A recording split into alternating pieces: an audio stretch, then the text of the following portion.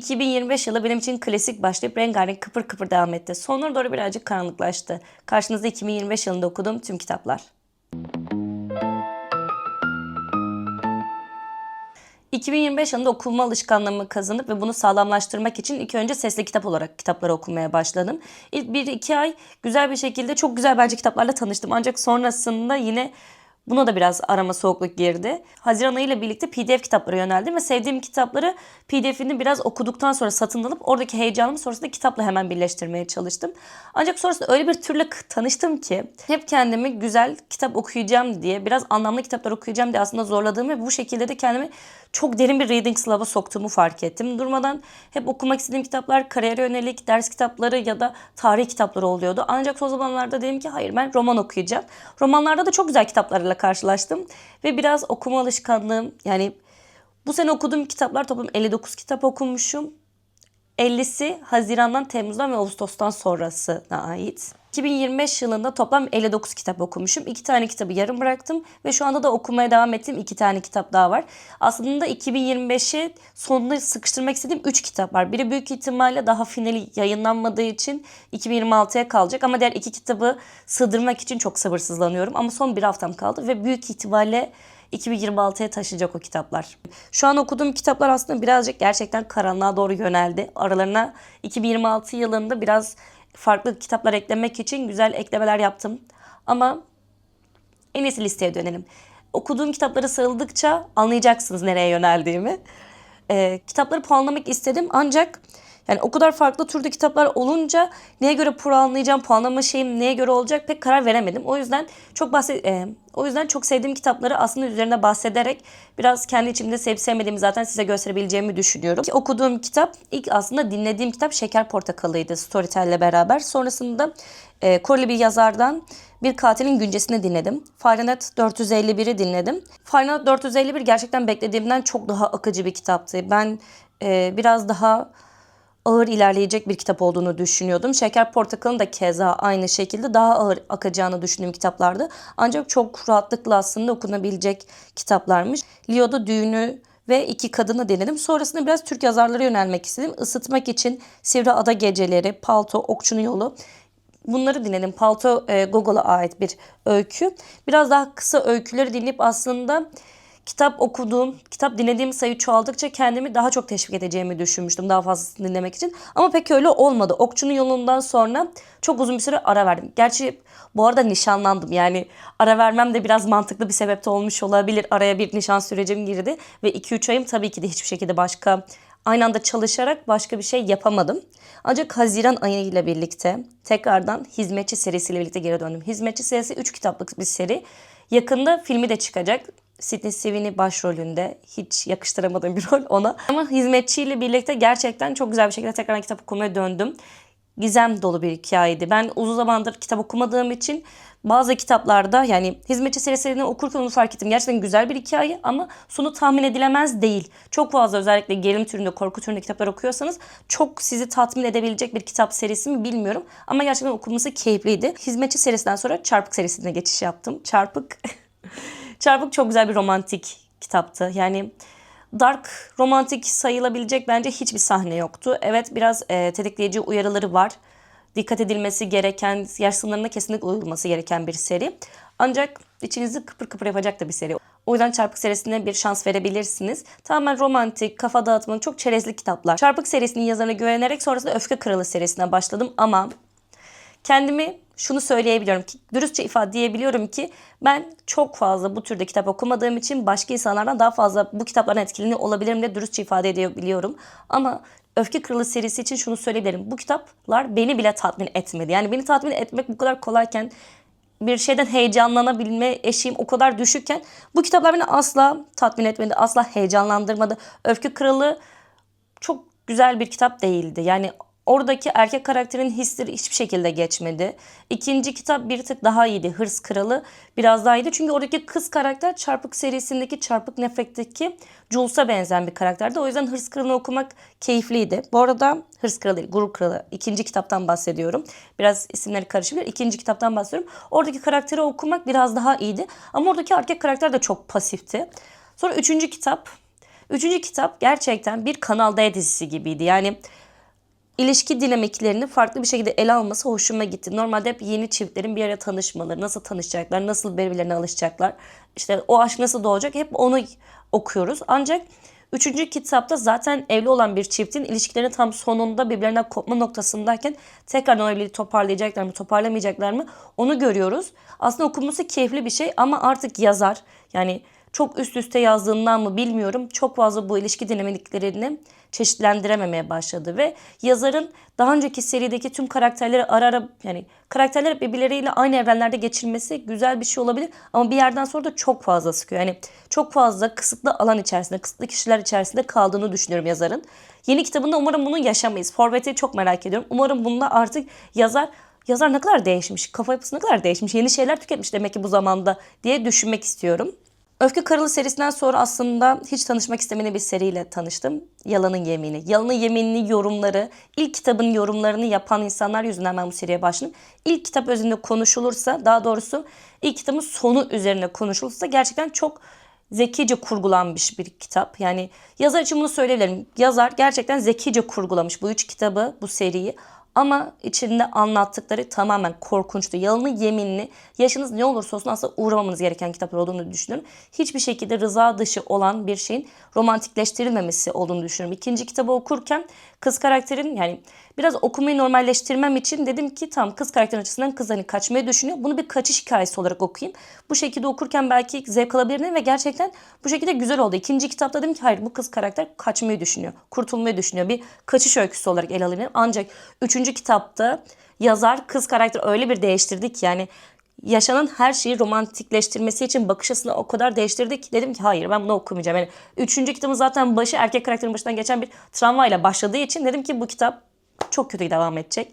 Gerçekten şaşırtmadı beni. Yani Yalanı Yeminiyle ilgili diyebileceğim tek şey, yani zaman çizelgesindeki kurguyu spoilers'a söylemeye çalışıyorum ama bir tık değinmiş de olabilir. Yani kurguyu gerçekten çok güzel yapmış ama anlatım, yani çok boş bir anlatım. Anlattığı şeyler, güzellemeye çalıştığı şeyler gerçekten çok kötüydü. Yani bu kişisel görüşüm. Tabii ki de hani sevmiş olanlar olabilir. Ancak hak veremediğim için seven kişiler için de ağzıma en ufak güzel bir şey çıkartasım gelmiyor. Bundan sonra Karanlığın Dokunuşu'nu okudum. Karanlığın Dokunuşu aslında bir seri. Ancak ilk kitap bana yetti. Yani ben çok fazla mitolojik karakterler okumaya, yani oradaki evrene çok fazla alışkın olmadığım için ilk kitaptaki bana anlatılanlar yetti. Daha fazlasına, daha çok o evrene girdikçe aslında birazcık kitaptan soğuyacağımı düşündüğüm için devamlı gelmek istedim. Hades'in ve o çevrenin de gördüğüm karakterler tamamen yeterli oldu. Biraz daha diğer işte Yunan mitolojisine ait diğer karakterleri gördükçe birazcık evrenden soğuyacağımı düşündüm. O yüzden ilk kitap gerçekten güzeldi. İlk kitaba dair söyleyebileceğim olumsuz bir şey var mı? Aslında okumam üzerinden çok vakit geçtiği için tam içeriğini hatırlamıyorum ayrıntılı olarak. Sadece okurken zevk aldığımı hatırlıyorum. Güzel sahneleri vardı. Biraz sanki şaşırtıcı sahneler de vardı. Ama çok aşırı da tatmin edip beni hayran da bırakan bir kitap değildi. Yani diğer serinin diğer kitaplarını mutlaka okumam dediğim bir şey bende bırakmadı. Sonrasında Dördüncü Kanat okudum. Dördüncü Kanat gerçekten güzeldi. Dördüncü Kanat'la ilgili yapabileceğim eleştiri. Bu arada Dördüncü Kanat'la ilgili yapabileceğim eleştiri ikinci kitap Demir Alev'de asla yok. Demir Alev'i şu an okuduğum için bir an düşündüm. Acaba fazla heyecanlıydım. Şu an kitabın o heyecanında olduğum için göremiyor olabilir miyim diye bir düşündüm. Ama ilk kitapta gerçekten şöyle bir durum vardı.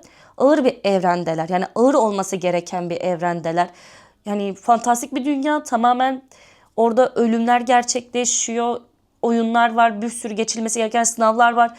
Yani karakterlerin ağırlığının olması gerekiyor. Tabii ki oradaki ergenleri okuyacağız. Tabii ki oradaki yaşanan romantik şeyleri okuyacağız. Ama ağızdan çıkan cümleler şu anki günümüzde insanların konuştuğu cümlelerle aynı olunca beni o evrenden çok uzaklaştırdı. Yani bir anda çok şeyler okuyoruz. Yani ejderhaların düşüncelerinde geçen şeylerde çok ağır, olgun bir hikaye okuyoruz.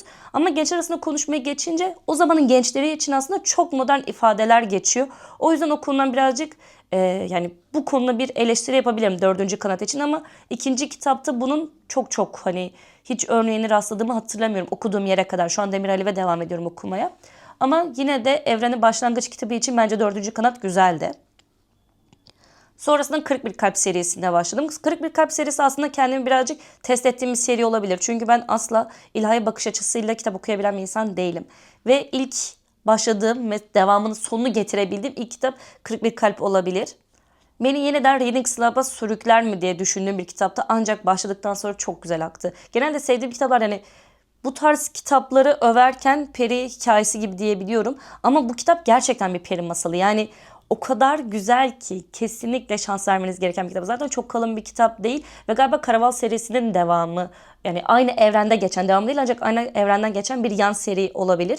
41 Kalp serisi. Bazı karakterler sanırım diğer evrende de varmış. Ancak bu kitap çok güzel. Yani betimlemeleriyle, her şeyiyle ve size verilen romantizm direkt size sunulmuyor. O kadar tatlı bir şekilde anlatılıyor, o kadar güzel bir şekilde betimleme oluyor ki siz daha fazlasını istiyorsunuz. Ve diyorsunuz ki yazara bu karakteri daha çok anlat. Niye daha az anlatıyorsun? Ama size evreni bir bütün olarak verdiği zaman diyorsunuz ki hayır yani. Gerçekten her şey o kadar güzel ve o kadar kararındaymış ki gerçekten bu kitabı okuyup bitirdiğinizde o doygunluğa, o tatmin hissine varmış oluyorsunuz.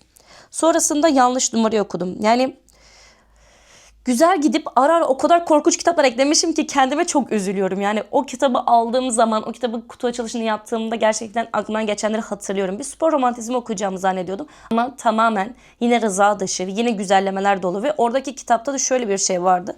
Kız karakter bir yerde akıllanıyor ve tamamen kaçış, intikama belki dönebilecek bir yere evrilebilecekken yazar son dakikalarda yine her şeyi bir anda romantizme bağlıyor. Yani bağlayamazsın, yapmaman lazım. Yani benim yaptığım yorumlar belki dark romantizmin içine girmiyor olabilir. O dark yani çünkü tam tür bu kitap dark da değildi ki. Yani takıntılı narsist bir herifin hikayesiydi. Yani her şeyde verdiği bence temaya da uygun değildi. Dark değildi. Yani değildi. Çok kötüydü. Yanlış Numara bence gerçekten elinizin gitmemesi gereken kitaplardan biri. Aynı şekilde bu tarz kitapları okumayı hiç sevmiyorsanız, benim gibi çok irite oluyorsanız bence hiçbir şekilde okumayın. Yani gerçekten daha çok böyle sinir katsayısınızı arttırıyor. Şu an ne okuyorum? Hani normale dönecek mi bu hikaye? Kız akıllanacak mı diye devam ediyorsunuz. Ve dönmeyince o kitabı kapattığınızda mutlu olmuyorsunuz asla. Hani ana karakterdeki erkeğin kız kendisine muhtaç kalsın ne kız okuyor. Aynı anda iki işte çalışıyor. Zar zor zaten aynı anda kirasını veriyor. Küçücük bir ana karakterdeki erkeğimiz kız kendisine bağımlı hale gelsin diye iki işten de kovulmasına, evden de atılmasına sağlıyor. Yani o kadar sinirliyim ki cümlelerimi tamamlayamıyorum. Yani ana karakterdeki erkek çok kötü, çok takıntılı, çok narsist biri ve bunların hepsinin finalde romantikleştirilmesi bence kabul edilebilir bir şey değil, asla değil.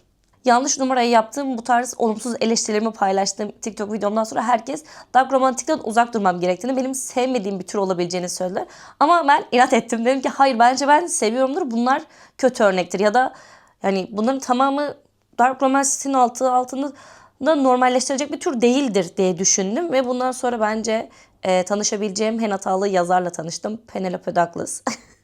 Penelope Douglas'ın kitapları yani ilk önce Doğum Günü Kızı'nı okumuştum. Allah'tan ilk önce Doğum Günü Kızı'nı okudum. Çünkü Doğum Günü Kızı'nı ben sevdim. Yani Doğum Günü Kızı'nda aslında yanlış olabilecek daha çok şey sayılabilecekken sevdim. Yani yaş farkı, yakınlık derecesi belki farklı yani bunlar daha çok sınır olabilirken yani bu kitap o evreni düşününce aslında beni çok fazla rahatsız etmedi. Ondan sonra Punk 57'yi okudum. Punk 57'de de yani Punk 57 aslında benim en sevdiğim Penelope Douglas olabilecek bir kitaptı. Hatta belki bu yıl okuduğum, şimdi en baştaki saydığım kitap isimlerini düşünmek istemiyorum ama yani bu sene okuduğum en güzel kitap olabilecek bir kitap da olabilirdi. Çünkü konusu gerçekten güzeldi. Yani işlenişi çok güzeldi. Ancak sonu bence çok hızlı bir şekilde bağlandı ve bazı yerleri çok yazar üstünkörü bir şekilde geçti. Yani daha güzel olabilirdi. Ana karakterdeki kızımızın her şeyi öğrendikten sonraki tepkileri, oradaki o sürecin biraz daha uzun yaşanması gerektiğini düşünüyorum. Çünkü zaten biz ilmek ilmek o hale zar zor gelmişiz. Yani tam yaşanması gereken şeyler başlayacağı zaman çok hızlı gelişti her şey. Ve sonrasında Günah Davet serisine geçtim. Günah Davet serisi evet yani beni birazcık zorladı. Beni zorlayan kısımlar yine orada belli bir bölüm vardı. Özellikle ilk kitapta hiç kimsenin kabullenmediği bölüm vardı. Ama orada herkes mutlu, herkes memnun olduğu için yani herkesin rızası olduğu için o sahnede beni çok aslında rahatsız etmedi. Yani o sahnenin geliş kısmına kadar ki işlenen o hikaye de aslında hep işlenerek geldiği için o kısım beni çok rahatsız etmedi. Ancak ana karakter kızla erkeğin yani o ilişki dinamiği çok fazla bana geçmedi. İkinci kitap biraz daha iyiydi. İkinci kitap ise Sığınak. Onda daha fazla bu bana geçti. Üçüncü kitaba geçerken aslında birazcık yanlış bir bilgi akışı oldu. Dördüncü kitabı yanlışlıkla geçmişim. Onu anlayınca sonra üçe geçtim. Üçü biraz okudum. Sonra yine aklım dörde başladığım için ona biraz kaydı. Sonra ben yarım bıraktım. Yani 2,5 kitap okumuş oldum bu seriye dair. Üçüncü kitaba daha doğru düzgün geçmedim.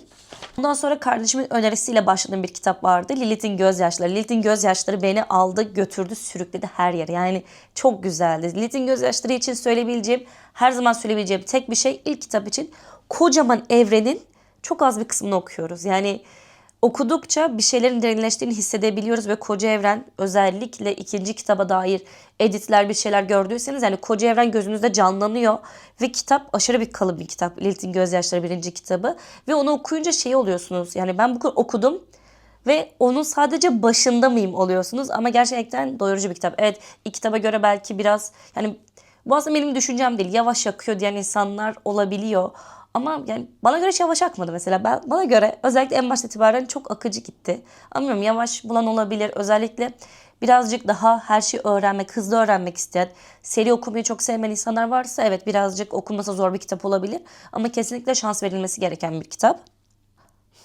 Lilith'in Gözyaşları'ndan sonra okuduğum kitap bir faciaydı. Yani beni geride bırakı okudum. Beni geride bırak. Yine yani beni geride bırakın aslında seven insanların tamamı Dark adı altında yine her şey romantikleşmesi. Benim bahsettiğim şey, evet, beni geride bıraktı. Herkesin asi olması, herkesin hırçın olması çok normal. Çünkü bir askeri bir kurgunun da askerin de aslında bir üstüne okuyoruz orada. Yani tamamen robotlaştırılmaya çalışan bir askerleri okuyoruz. O yüzden onların da hareketlerinin normal olmasını bekleyemeyiz. Ama normal olmasını beklemediğimiz hareketlerin de yine bir yerde kendimizin bence bir güvenli bir sınırı olması gerekiyor. Yani benim olduğu için ben bir şey söyleyemeyeceğim. Yani kendimi savunmaya çalışmayacağım. Sevenleriniz olabilir ama bence konusu dışında da yazım dili olarak çok basit bir kitaptı. Yani çok basitti, çok çiğdi. O yüzden çoğu şey, çoğu duygu da geçmedi. Yani çoğu duygu, her şey bana geçip belki bazı şeyler olsaydı yine o kısmı aşabilirdim. Ama bilmiyorum, yani yine çok aşabileceğimi de sanmıyorum ama yazım dili olarak da çok çiğ, çok üstün körü kalmıştı bence. Bundan sonra En Tatlı Kaçış serisine, yani kitapları gittiğinde darklığını görebiliyor musunuz? En başta saydığım kitaplar nerede şu an mesela? En Tatlı Kaçış'ı okudum. En Tatlı Kaçış serisinin aslında ilk kitap güzeldi. Diğer ikisi de güzeldi. Orada şu an çok fazla rıza dışı bir şey var mıydı hatırlamıyorum. Yani En Tatlı Kaçış serisinde beni çok tetikleyen bir şey var mıydı hatırlamıyorum. İlk kitapta, yani bu arada bu kitapların tamamen zaten normal düz sınırlar içerisinde olmadığını bilmemiz gerekerek o evrene giriş yapıyoruz. Ben tamamen o evrende de beni zorlayan bir şeyler varsa onu söylüyorum.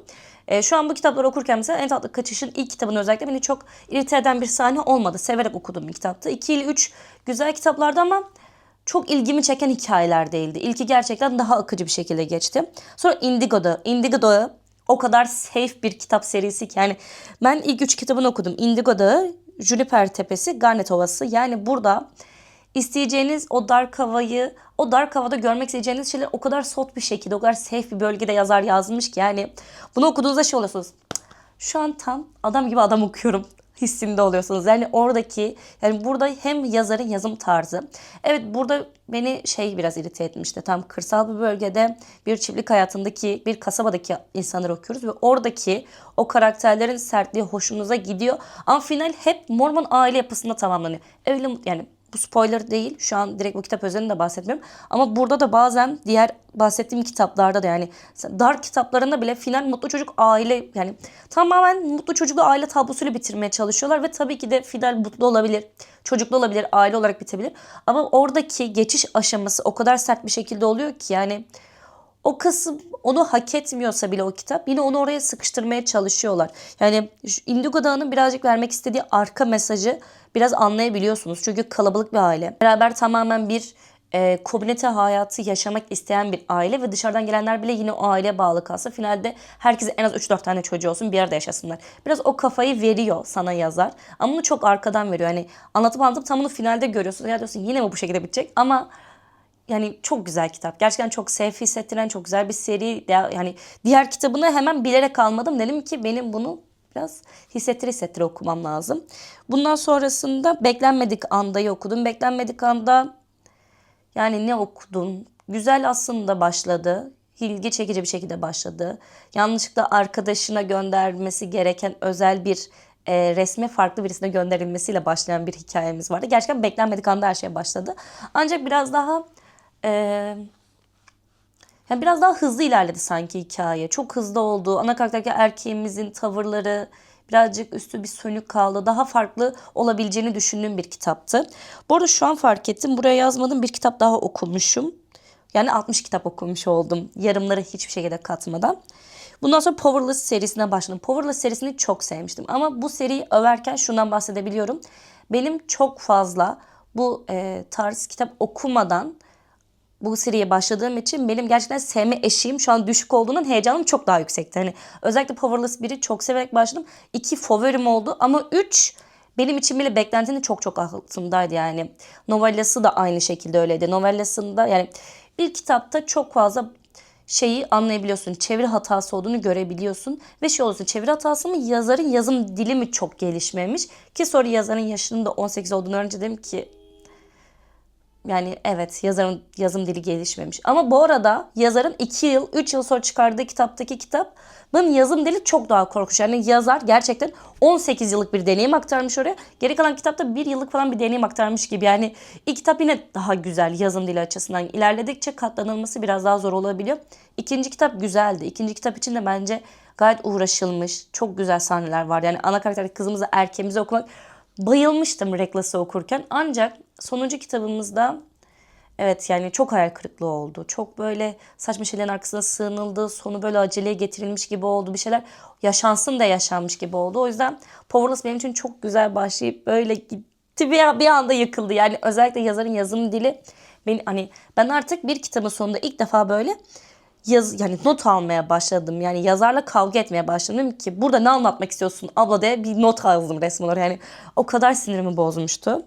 Powerless serisinden sonra Kan Sahibi'ni okudum. Kan Sahibi Yaltır'ın kitabı. Gerçekten güzeldi. Çok ince bir vampir öyküsü. Çok sevmiştim. Yani birazcık Türk yazarlar ara ara dönmek istediğim bir şeydi. Ve Yaltır'ın kitaplarını gerçekten önümüzdeki sene daha çok okumak istiyorum. Daha çok kendisine, daha çok kitaplarına şans vermek istiyorum. Sonrasında Deliliğin Dağları'nda başladım.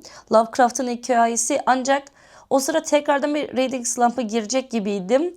Biraz okudum, biraz ara verdim. Tam işlerin yoğunlaştığı bir zamanda. O yüzden yine kitap okumaya ara verdiğim zaman da bu kitapta yarım kaldı. Ve çok sonrasında Rina Kent, Sapkın Kral'la geri döndüm kitap okumaya. Yani Rina Kent'e bir daha şans vereceğimi hiç düşünmemiştim. Yalanın yemininden dolayı. Çünkü dedim ki bu yazar demek ki bu şekilde hani kitaplar yazıyor. Yani tamam, yazım dili güzel olabilir, güzel kurguluyor olabilir ama demek ki dedim sınırı hiç olmayan bir yazar ve o yüzden hiçbir şekilde bir şey vermek istemiyordum. Ama okuma dili yavaş, yani okuma dili kolay olduğundan hızlı okuyabileceğimi ve kitap okuma alışkanlığımı tekrar kazanabileceğimi düşündüğümden dedim ki bu kitap beni kesin sinirlendirir. Hızlıca ben bunu okurum deyip o yüzden tekrar şans verdim.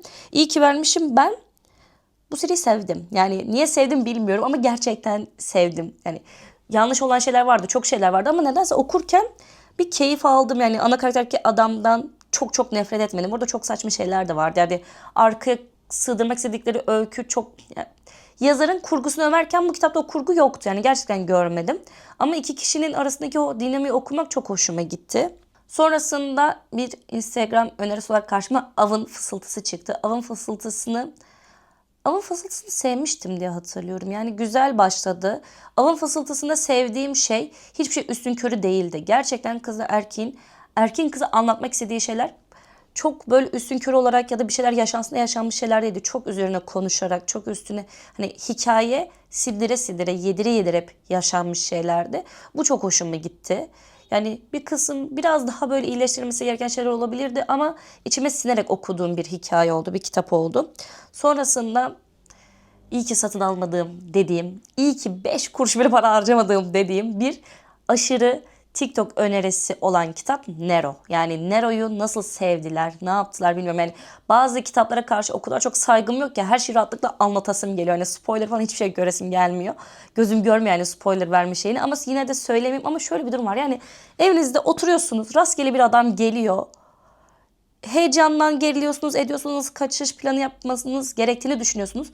Uyuyakalıyorsunuz ve uyuyakalmanız böyle şey değil. Hani sizi korkutuyor ediyor, sabaha karşı oluyor, artık vücut o gerilimden dayanamıyor değil. Uyku saatim gelmişti ve uyuyakaldım. Yani böyle bir sahneyi nasıl kabul edip bir yazar bunu nasıl yazmış? Yani Bunu kimse mi uyarmamış? Bu yazarın hiç mi yakın arkadaşı yoktu? Yani seven biri yok muydu bu yazarı da? Hani bunu biraz daha mantıklı sebeplere dayandırsaydı. Keşke ilişkileri biraz daha mantıklı sebeplerle gerçekleşseydi. Şu an yine sinir bastı bir. Sonra İsimsiz Günahkarlar'a başladım. İsimsiz Günahkarlar seri olarak okumadım. Sadece ilk kitabını okudum. İlk kitabı okuması yani birazcık şey oldu. Biraz böyle mafya kitaplarını okumak bir yerden sonra yani okuduğum sayfa kadar da atladığımı fark edince çok fazla zevk almıyorum. Ana karakter kızımız da erkeğimizin tek kaldığı sahneler, beraber konuşmaları, birbirlerini zorlamaları yani atışma sahneleri güzeldi. Ama onun dışında diğer eklenen sahneler, oradaki yaşantı, oradaki kaos. Kaos çok sevmiyorum yani onu fark ettim. Yine belki biraz daha mafya hikayelerine şey yapabilirim arada şans verebilirim ama çok fazla sevmediğimi fark ettim. Mafya olarak da sevdiğimi söylersem aslında Rena Kent'in Canavar serisi. Yani orada bir mafyalık durum vardı aslında. İlk önce askeri kurgu olarak başlıyor. Sonra mafya gidiyor. Sonra yani bu Canavar serisinin 3. kitabının gelmesini heyecanla bekliyorum. Gerçekten Rena Kent beni çok şaşırttı. İlk kitabın kurgusunu övüp geri kalan her şeyini kötülemiştim. İkinci kitabın hani olaylar güzel ama yani çok çiğ kılan şeyler var. Kurgusu bu sefer eksik kalıyor. Yani karakterlerin diyalogları her şey güzel ama geri kalan her şey kötü diyordum. Canavar serisinde kötüleyebileceğim bir şey yok. Karakterler çok iyi, kurgusu güzel, iletişim güzel, sıkıntılı bir şey yok. Yani umarım var bunu gözden kaçırmıştım yazmazsınız ama gerçekten yani Canavar serisi okumak çok zevkliydi. Her şeyle çok zevkliydi. Karakterimiz de çok iyiydi. Fideli de ana karakterdeki erkeğimizin tam böyle bir şey çıkabilecek gibi yerde bitti. O yüzden emin değilim. Yani 3. kitapta bu yazar her şeyi yapabilir. Yani bu yazar gerçekten tüm övgülerimi, tüm güzel şeylerimi alıp götürebilir. O yüzden kesin %100 bir şey söylemek istemiyorum. Ama Canavar serisinin 3. kitabını okuyacağım kesinlikle. Çok güzeldi. Sonrasında 3 adet çok korkunç kitaplar okudum. Yani isimlerini söylemek bile istemiyorum. İlk önce okuduğum Küçük Yabancıydı. Sonra Adeline'ın peşinde, sonra Adeline'ı ağlamak. Yani Adeline'ın peşinde, yani Adeline'ın o kitaplardan uzak kalmam gerektiğini biliyordum. Çünkü asla sevmeyeceğim şeyler olduğunu kesinlikle %100 emindim. Ama Küçük Yabancı'yı okudum. Şok etti beni. Sonrasında dedim ki yani bu tarz bir şok yaşamışken üst üste yaşayayım. Bir anda böyle çarpılayım, bir anda uzak durayım hepsinden. Ve dedim ki bir de hızlı okurum dedim. Yıl sonu yaklaşıyor. Yıl sonu yaklaşırken belki hızlı hızlı okumak iyi olur. Sonra dedim ki yani şu an diyorum ki yani onu yaşamaktansa keşke daha beni soft, rahat hissettirecek bir şeyler okusaydım. Yani Küçük Yabancı'yı sevmiştim. Başları gerçekten çok güzeldi. Yani çok güzel sahneler vardı. Yani Küçük Yabancı okuyan varsa o çadır sahnesi ya da kızın odasındaki iletişim ilk başlardaki konuşma sahneleri çok güzeldi. Yani birbirlerini tanıma aşamaları çok güzel sahneler vardı. Ana karakterdeki aile yani ana aile aşırı zengin bir aile ve evlat edim yani çocuk esirgemeden bir çocuk kız evlat ediniyorlar. Aradan biraz vakit geçiyor bir erkek evlat ediniyorlar ve onların iletişimini konu alıyor. Yani alabildiğince en soft şekilde anlatıyorum. Hani başlangıcında gerçekten çok tatlıydı. Ana karakterdeki erkeğimiz konuşamıyor. Duyuyor ama konuşamıyor. Yani o da yaşadığı bir travmadan dolayı konuşmamayı aslında kendisi tercih ediyor ve öyle kalıyor. Ve bu şekilde kızla arasındaki iletişimi çok güzel başlamıştı. Yani böyle anlatıp aşırı övmek istemiyorum. Kesinlikle yani uyarılarına bakmanız gereken bir kitap. Yani uyarılarının spoilerlı bir şekilde her şeyine bakın ki yani çünkü sizi kesinlikle hazırlıksız yakalayacak. Adeline'ın peşinde de aynı şekilde yani Adeline'ın peşinde söyleyebileceğim bir şey yok. Durmadan her şey tekrarlanıyor. İkinci kitap gene yani ikinci kitaptaki karakterin ilk erkek karakterimizin belli bir yere kadar olan kısmı o kadar böyle safe bir erkek gibi hissettiriyor ki yani düşünüyor ediyor ne güzel böyle uzak durması gereken yerde uzak duruyor. Diyorsun ki ilk kitaptaki erkek bu değildi galiba. Ama ondan sonra o da yine kendi benliğine bir dönüş yapıyor ki şok ediyor. Gerçekten şok ediyor. Şu kitaplık faciadan sonra Küçük Yabancı aslında facia olarak değerlendirmek pek istemiyorum. Tam çok korkunç ilerledi. Şu an bir iki sahnede gözümde canlandı. Gerçekten korkunç ilerliyor. Ama yani başlangıcı çok güzeldi. Yani o yüzden birazcık daha yine ayırmak istiyorum. Yani onu Adeline'ın peşindeyle aynı kısma koymak istemiyorum. Çok ayrı şekilde korkunçlukları var. İki kitabın. Ondan sonra başladığım kitap şey yapmak istedim. Böyle sepetime TikTok'ta gördükçe sepetime eklediğim bazı kitaplar vardı ve onları tekrardan bir sorguladım. Tekrardan bir dedim ki bunların bir PDF'ine bakayım, bir şeyine bakayım, bir araştırayım edeyim. Hızlı okunacak hangisi var bir bakayım. Ondan sonra sevgili Hırçın Patronum tarzı bir kitap okudum. Yani isminden anlaşılabilecek her şey var. İsmine göre çok daha güzel. Yani yazar gerçekten ya da Türkçe çevirirken mi bir hata olmuş bilmiyorum. Çok daha farklı yapabilirlermiş ismini. Ya da kapağı zaten çok korkunçtu. Ama yine okunması keyifliydi. Sonu güzeldi. İletişim, oradaki karakterlerin iletişimleri güzeldi. Değildi ya. Dur şu an aklıma geldi. Ana karakter kızımız çok, ya çok ilgi düşkünü bir şeydi. Hiç öyle değilmiş gibi davranmaya çalışıyor ama öyleydi. Yani beraber işle alakalı bir yere gidiyorlar. Yani bir bolo gibi bir şeye katılıyorlar. Yani adam orada çalışıyor, tamam mı? Tamam, o sırada iş bolosu değil o. Ama adam sonuçta bir yerin CEO'su. Çok ünlü bir, büyük bir yerin CEO'su. Orada yurt dışından adamlar gelmişler. Bir saat sonra uçağım kalkacak diyor. Adam seni tek bırakıyor. İş hakkında konuşuyor. Biraz kendine deneyimli yapsana, sen de aynı şirkette çalışıyorsun. Tamam, başka bir departmanda olabilirsin. Yanlarında durabilirdi ama kendini geliştirseydin. Geliştiremedin, hadi tamam, orada olmaman gerekiyor olabilir. Ama yani sen de git kendi, yani orada ünlü iş adamları da var. Git kendine ilgili başka bir şey yap, başka bir yere katıl. Oturuyor. Adam gitti iş görüşmesi yapmaya, işle alakalı konuşmaya. Kendisi oturuyor.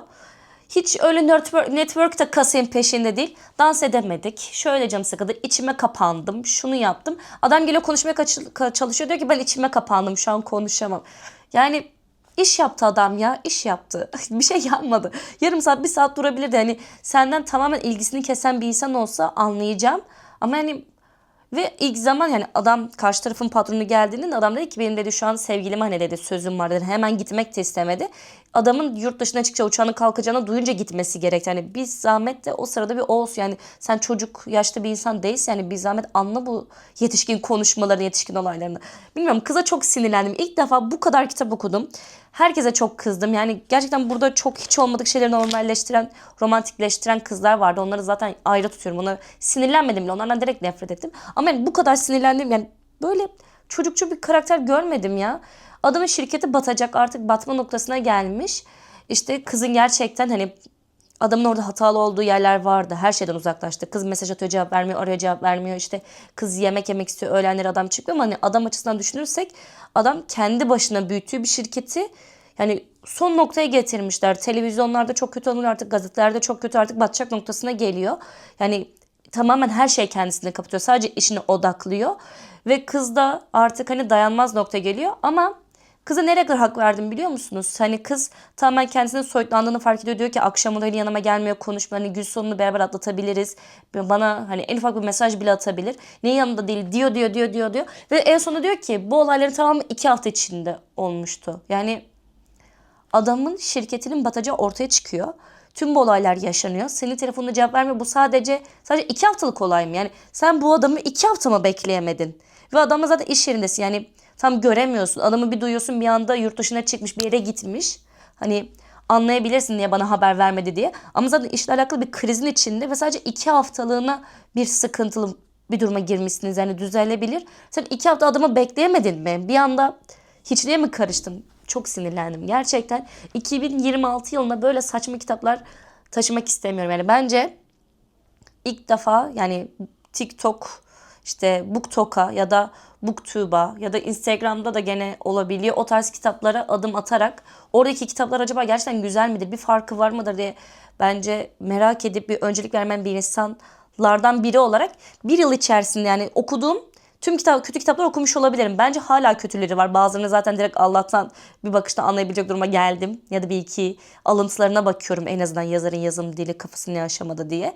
Yani ama yapabileceğim bence tüm hataları yaptım. Ve bunların çoğu Temmuz'dan Ağustos'tan bu yana okuduklarım. Yani çarpı Haziran'da okumuştum sanırım. Ondan sonrası bir Temmuz gibi, Ağustos gibi tekrar başladım. Yani 59-60 kitabın aslında yarısından çoğunu son birkaç ay içerisinde okumuşum. Yani zihnim şu an çok karışık. Yani tüm düşüncelerim böyle karman çorman. Şu an hangi kitapları okuyorum?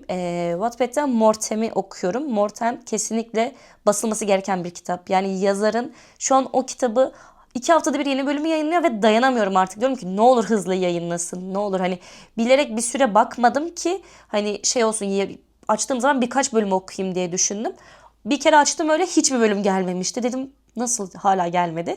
Sonra yine bıraktım. Yine bir iki hafta sonra baktım sadece bir bölüm gelmişti. Sonra baktım yazar artık demiş hani 2 haftada bir pazar günleri diye ama yani yayınla artık da yani okumamız lazım.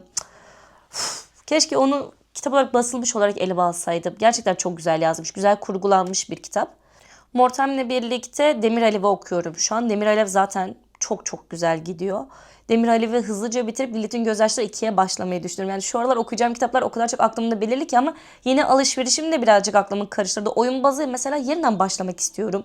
Yani Adora Yağmur'un Zirve Ötesi serisini kesinlikle mesela okumam gerekiyor. Çünkü şu darklıktan bir kere bir sıyrılmam gerekiyor. Benim bu karanlık havadan yani 2025'im nasıl geçti güzel güzel anlatabileceğim ama o kadar çok kasvetli şekilde geçti ki. 2026'ya bu kadar kasvet taşımalıyım. 2026'ya bu kadar kasvet taşımalıyım derken aldığım kitap da Işıklar Söndüğünde. Yani yeni alışverişimden okuyacağım ilk kitabım Işıklar Söndüğünde olabilir ve 2026'ya nasıl bir dark seviyesiyle başlayacağım bence belli oluyor. Ama farklı kitaplar da aldım. Yani biyografiler aldım. Farklı kitaplarım da var taşıyabileceğim. Çok değişik kültürler, tarih içerikli. Yani tam tarih olarak söylendiğinde kolay gelen kitaplar değil ama bence çok güzel kitaplar da aldım.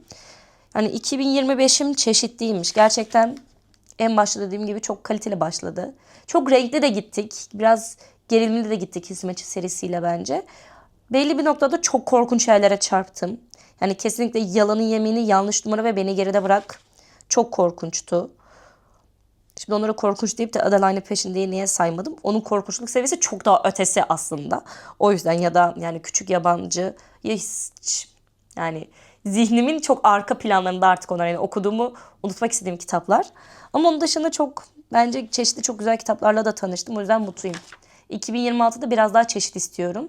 60 kitap okuduğum için aslında şu an 100 kitap gözümde çok büyümüyor ama 60 kitabı da yani gördük yani okuması çok hızlı okunabilecek kitaplar da içinde vardı. O yüzden sayımı çok yükseltmek istemiyorum. 2026'da okumak istediğim kitap sayısını.